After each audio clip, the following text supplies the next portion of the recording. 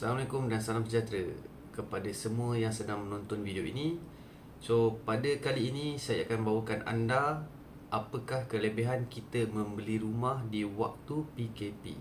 Okey, sebelum kita pergi lebih jauh, jom kita recap dulu. Macam manakah orang kata pasaran hartanah yang berlaku di Malaysia pada tahun 2020. Okey, berlakunya penurunan sebanyak 9.9% pada tahun 2020 jikalau kita nak bandingkan pada tahun 2019. Tetapi terdapatnya peningkatan sebanyak 2.2% bagi permohonan pinjaman pada tahun 2020. Kelulusan pinjaman perumahan didapati menurun sebanyak 17.3% pada tahun 2020. Pembeli rumah pertama meningkat pada tahun 2020. Pada tahun 2020, saya pasti ramai di luar sana mengamati apakah yang terjadi pada ekonomi negara. Ekonomi negara berada dalam keadaan yang tidak begitu merangsangkan dan sedikit sebanyak ia juga memberi impak kepada pasaran hartanah di Malaysia.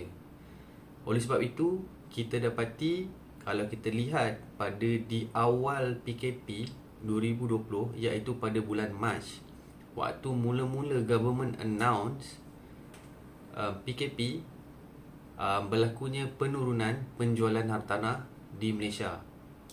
Apa yang telah terjadi sewaktu 2 bulan yang pertama itu iaitu ramai sebenarnya orang menunggu mencari-cari peluang yang terbaik untuk beli aset ataupun properti, iaitu di mana dicatatkan berlakunya peningkatan penjualan hartanah sewaktu bulan Mei 2020. Pada 2020 dapat dicatatkan berlakunya banyak penjualan hartanah, sewa dan sebagainya, di mana waktu ini ramai sebenarnya orang yang orang kata genuine, yang betul-betul nak beli, yang betul-betul ada kewangan yang stabil, membeli hartanah pada bulan Mei 2020. Jadi, kalau kita nak lihat apakah kelebihan kita beli rumah waktu PKP ni adalah yang pertama, dengan bantuan kerajaan, mereka telah mengadakan HOC ataupun House Ownership Campaign. Okey, kalau tuan-tuan atau puan-puan kurang pasti apakah HOC, boleh try Google dan cuba fahamkan apakah HOC.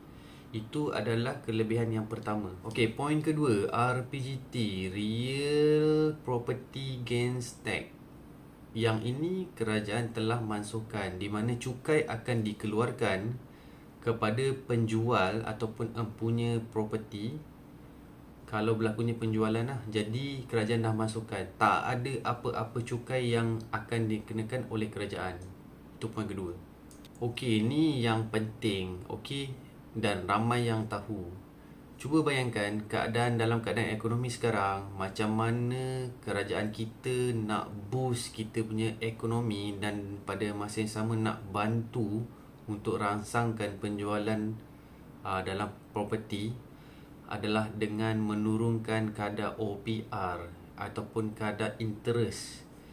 Seperti yang kita tahu, interest diturunkan sebanyak 1.75%, iaitu kadar yang paling terendah dalam sejarah yang pernah berlaku dalam Malaysia.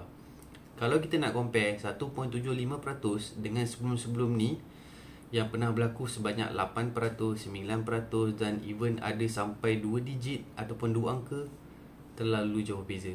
So di waktu inilah adalah peluang yang terbaik untuk memiliki rumah dengan mendapatkan kadar interest ataupun OPR yang sangat-sangat rendah. Okey, poin keempat adalah cost of transaction, di mana buyer ataupun owner mereka dapat orang kata kelebihan di waktu PKP ni, di mana dorang kurang untuk mengeluarkan dana ataupun modal seperti penjualan rumah dan sebagainya.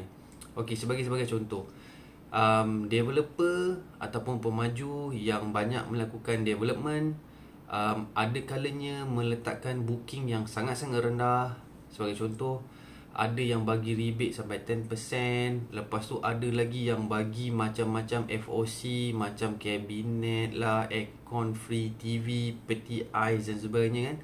Kerana apa? Kerana mereka cuba melakukan penjualan properti mereka. Setelah apa yang saya ceritakan ni, tuan-tuan boleh dapat bayangkan tak apakah yang akan jadi setelah sektor ekonomi dibuka, setelah semua rakyat di Malaysia telah divaksin, setelah kita dah buka semua border untuk orang boleh travel, dan yang paling penting setelah COVID berakhir. Apakah terjadi kepada empat poin yang saya bagi tadi? Adakah di waktu itu anda dikategorikan sebagai orang yang rugi tidak membeli properti waktu PKP? Tuan-tuan sendiri tahu apa jawapannya. Jadi itu saja untuk video pada kali ini. InsyaAllah kita akan berjumpa lagi di video akan datang dengan topik, dengan isu yang lebih hangat untuk kita perbincangkan. Jadi dengan ucapan sebelum saya akhiri video ini, jaga diri, take care, stay safe. Assalamualaikum warahmatullahi wabarakatuh.